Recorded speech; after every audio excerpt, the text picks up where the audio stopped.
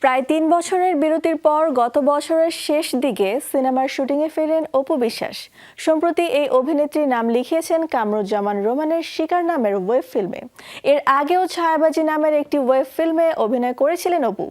সোয়েড শাকিল পরিচালিত সিনেমাটি মুক্তি পেয়েছিল ২০২৩ সালে।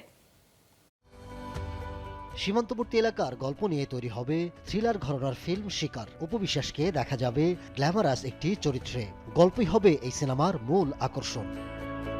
অভিনয়ে আরও আছেন পলাশ, রাশেদ মামুন অপু, মাহমুদুল ইসলাম মিঠু সহ অনেকে। ইতিমধ্যে কলাকুশলীরা শুরু করেছেন প্রস্তুতি।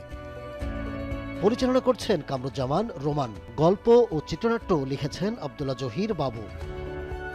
সিনেমাটির বেশিরভাগ শুটিং হবে নেপালে। আগামী মার্চের শুরুর দিকে নেপালের উদ্দেশ্যে রওনা দেবে শিকার টিম। সব ঠিক থাকলে দেশের একটি ওটিটি প্ল্যাটফর্মে মুক্তি পাবে শিকার।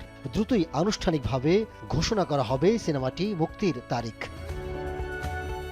সম্প্রতি অপু বিশ্বাস আরও দুটি সিনেমায় যুক্ত হয়েছেন। একটি কামরুল হাসান ফুয়াদের দুর্বার, অন্যটি বন্ধন বিশ্বাসের সিক্রেট।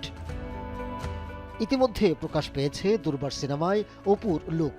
পোস্টারে দেখা গেছে রক্তমাখা চেহারায় তিনি ঠোঁটে আঙুল চেপে কাউকে চুপ থাকার ইশারা করছেন।